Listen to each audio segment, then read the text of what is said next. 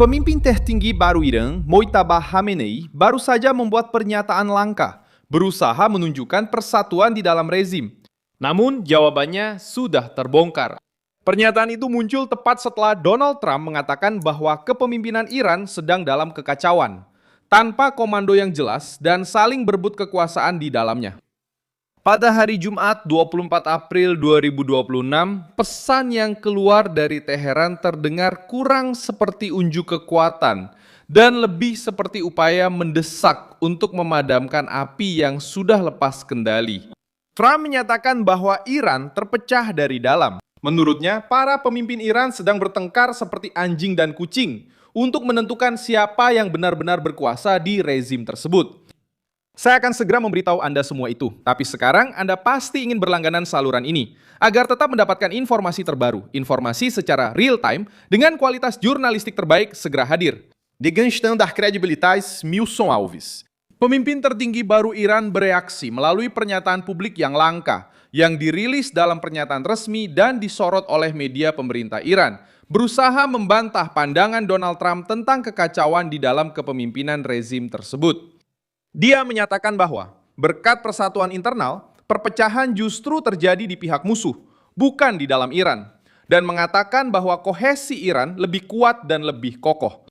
Dia juga menuduh adanya operasi dan tindakan asing yang berusaha mengganggu keamanan nasional dan mempengaruhi pikiran masyarakat, serta meminta kewaspadaan agar upaya-upaya tersebut tidak berkembang.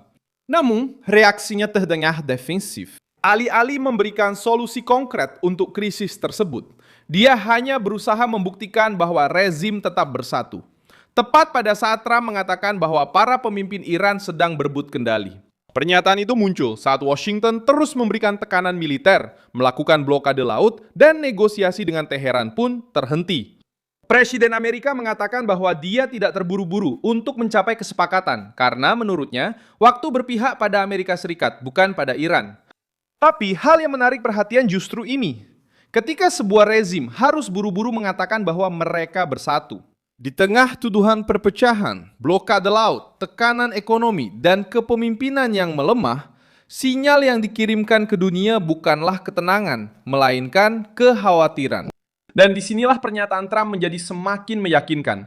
Karena jika kepemimpinan Iran merasa aman, mungkin mereka tidak perlu membuat pernyataan yang langka, simbolis, dan penuh dengan kalimat-kalimat perlawanan.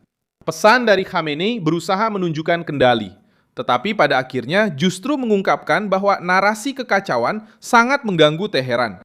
Jawabannya terdengar lemah karena tidak membawa solusi konkret, tidak mengumumkan kemajuan militer, tidak menunjukkan adanya kesepakatan yang tercapai, dan tidak menawarkan jalan keluar ekonomi. Hanya meminta persatuan, sementara krisis menyebar di berbagai lini. Di laut, Menteri Pertahanan Amerika Serikat Pete Hegseth menyatakan bahwa blokade Amerika terhadap Iran kini menjadi berskala global.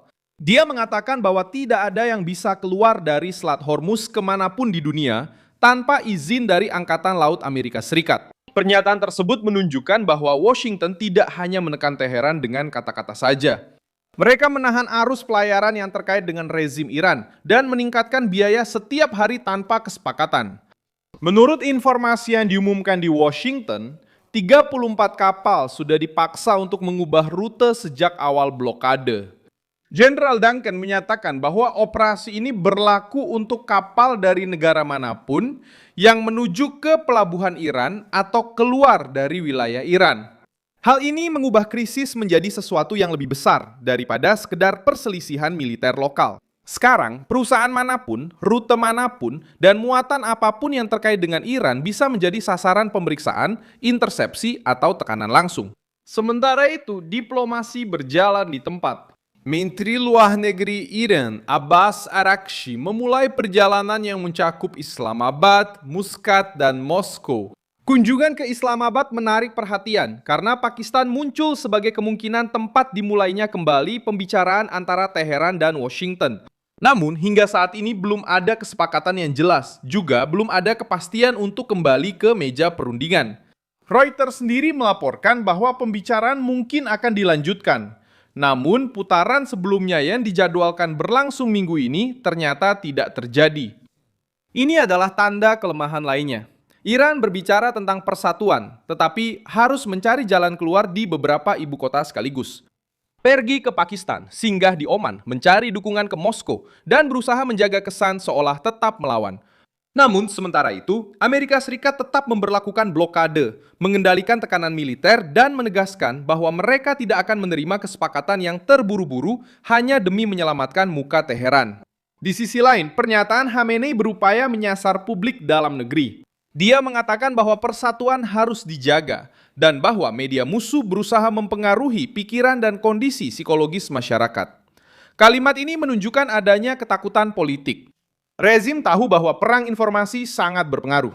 Tahu bahwa masyarakat merasakan dampak dari blokade, ketidakstabilan, menurunnya kepercayaan, dan tekanan ekonomi. Ketika pemimpin tertinggi berbicara tentang pikiran rakyat, dia mengakui bahwa medan pertempuran tidak hanya ada di laut atau di udara. Itu ada di dalam masyarakat Iran sendiri. Dan perbedaan ini sangat menentukan. Rezim yang kuat tidak perlu terus-menerus menegaskan bahwa mereka bersatu. Rezim yang tertekan melakukan itu sepanjang waktu.